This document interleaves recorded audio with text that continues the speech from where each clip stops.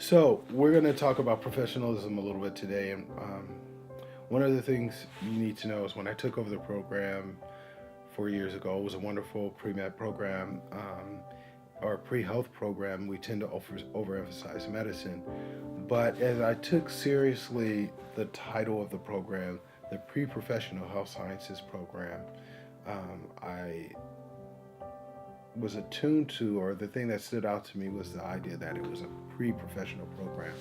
And I guess that's important is because in the process of thinking about the program and thinking about our students, I thought about how difficult it is or how unfair the expectation is that we would have these 17, 18, 19-year-olds up to 21 and maybe a little bit older who we were requiring to act in a very unnatural way. That is, we were expecting them to be very focused in their studies, schedule all their time, and conduct themselves as professionals both in the classroom but also in their volunteer experiences and shadowing experiences. And most of their colleagues are off eating ice cream, playing basketball, doing all kinds of things. And here they are expected to be little 30-year-olds. Because in some ways, I think it's reasonable to expect a 30-year-old to be professional or mature adult, which is an aspect of professionalism. So the term professionalism or professional first emerged, I think, in the English lexicon in the mid-19th century, 1859 or something like that. And but still, it's difficult to nail down what exactly it is. One can imagine a doctor that's professional, unprofessional, a principal that's professional, unprofessional, even a kindergarten teacher that's professional, unprofessional, or a professional pizza maker, or soccer coach, or soccer team. It's a very elastic term, and I think part of what professionalism captures is someone who's an expert, who has a mastery of a certain body of knowledge or certain art form or certain skill set. But there's also the possibility of thinking about it in terms of accountability, altruism, entering a social contract with society, caring for others. And there's a number of other things one can consider when one invokes the term or evokes the term professional. You meet people, and if they're professional, you know it, and they may be very casual. They may not be in a suit. Someone else may be suited and booted, as we say in my community. And yet, the effect of their engagement or their service is not yet, not quite professional. So today, I'll be interested in seeing how our students are thinking about their definition of professional based on reading by David Tipton. We were blessed to find, or I was blessed to find this book by David Tipton, Personal and Professional Growth for Healthcare Professions, around the time I began thinking about this idea. So this is our Bible for the program, or one of the most important books that our students should own or have to purchase and read. And so today, I look forward to hearing what our students, hearing and seeing what they prepare, but also having conversations with our students around professionalism. We definitely want to move away from a very superficial and corny and robotic notion of professionalism to something that's richer, more natural, more spontaneous, and it's something that our students feel comfortable with because they are figuring out what are age-appropriate and activity-appropriate ways of being professional as undergraduate students. Professionalism is not just something you can say about yourself. It's your values, your attitudes, your beliefs, and your behaviors. It's really a whole way of life. It's not something you can abandon on the weekends. It encompasses you as a person. Many things go into professionalism. Accountability. You always have to pull through on what you say that you're going to do and what you can do. Altruism is super important because you really do have to have other people's best interests at heart but then you have to make sure also that you're really looking out for them and not just doing what you think is best for them.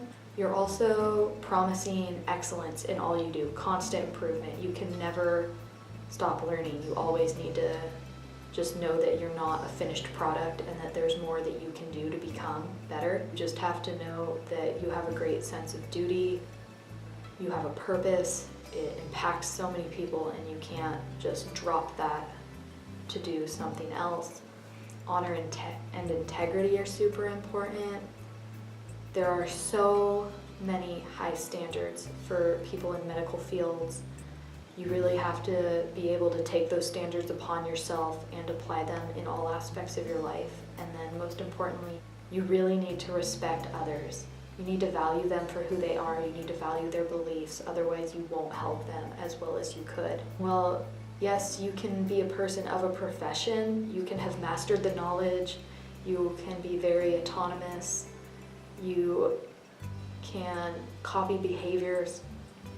You follow the social contract. If you don't have the willpower and the perseverance to keep up that professionalism in all aspects of your life, you're not a professional.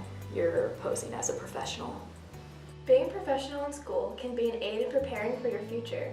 Professors and other faculty members are more likely to give better reference letters if you've already proven to them that you can function in a professional setting. Being put together when attending meetings with professors or presenting projects to a class is a great way to practice professionalism. This is more than just your wardrobe, which should be professional in nature.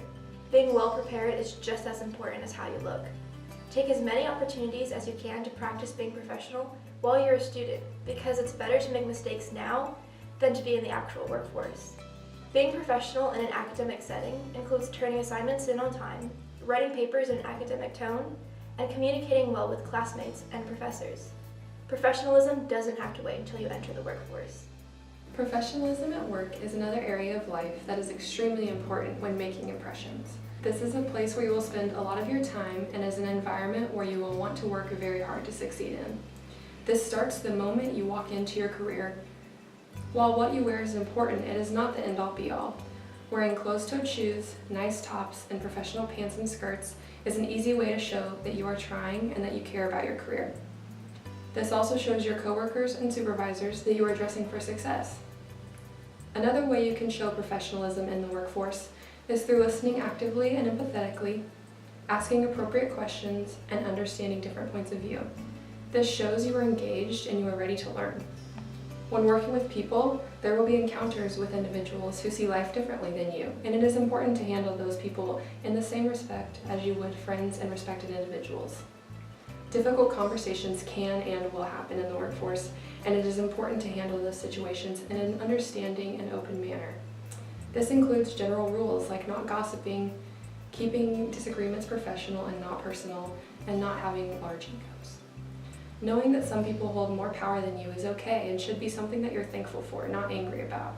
Overall, in the workplace, there should be a general sense of wholeness, and especially in healthcare, there needs to be a goal to make sure careers aren't just business, but that they're focused on actual care and interactions that are positive. First impressions can be intimidating. You might be unsure what to do. It's good to just keep in mind that you can control how you look, you can control what you wear, but you can't control how you're going to be viewed or perceived by other people. Just keep in mind that you have one chance and focus on the audience when getting yourself ready for a first-time meeting. Another thing that first-time meetings can affect is your credibility as a professional. Credibility is something you earn over time. It's not something you just get right off the get-go. It's a good idea to build that up when you're beginning your professional career.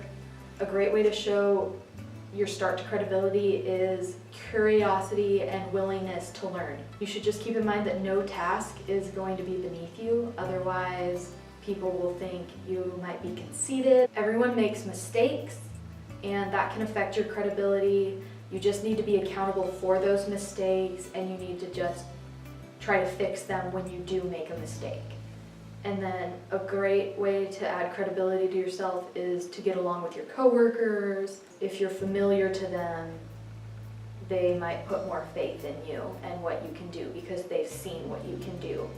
as a professional, your social media is not just looked at by your friends and family. Your patients might find you on Facebook, and if you do not keep up that professional attitude outside of your work life, they may lose faith in you as their physician. They may decide not to trust your opinion. You really need to be careful of how you present yourself on social media. And then you just always have to remember patient privacy. You should never post about a patient. It's a great idea to have separate personal and professional sites that you use to help maintain that barrier. Everyone thinks that professionalism is mostly how you look and how you speak to others. And that's just because that's the most obvious way to tell if someone acts professional. But what really matters is how you think and how you act. Do you think like a professional? Do you act like a professional all the time? A huge part of that is your attitude. You need to remember that the work you're doing is not focused on you, it's focused on the patient. You need to take responsibility for all your actions. You need to have manners, because how you say things can greatly affect how people are perceiving your advice. And always fix your mistakes. Everyone makes them, but just take responsibility for them and do your best to make up for them. You have to remember that healthcare and being a professional, you're part of something bigger than yourself. You're part of something bigger than your job, and you just need to do your best to keep professionalism in all aspects of your life to help you remember that. Overall, professionalism is something that is constantly evolving and ever-changing. What was expected from healthcare professionals 10 years ago is not exactly what is expected now.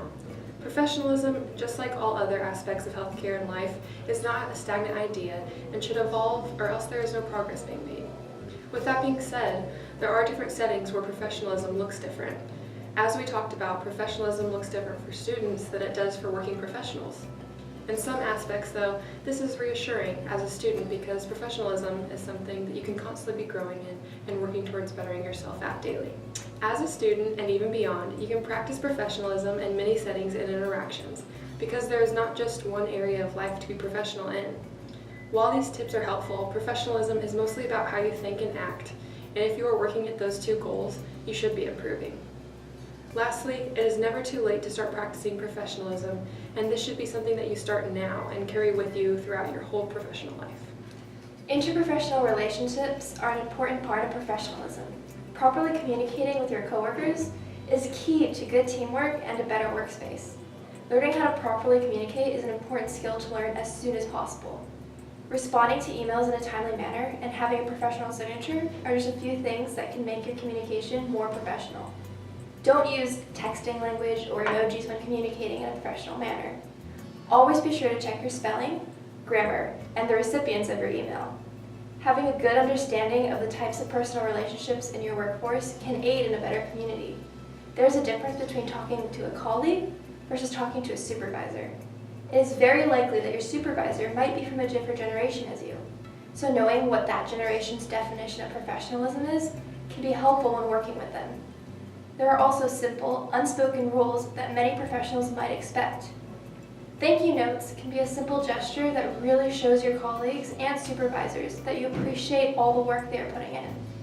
A good time to give a thank you note might be when someone helps you with a project or when a supervisor writes you a reference letter. There will be conflict, so it's important to talk with your coworkers about conflict management so you can be ready before the problem arises.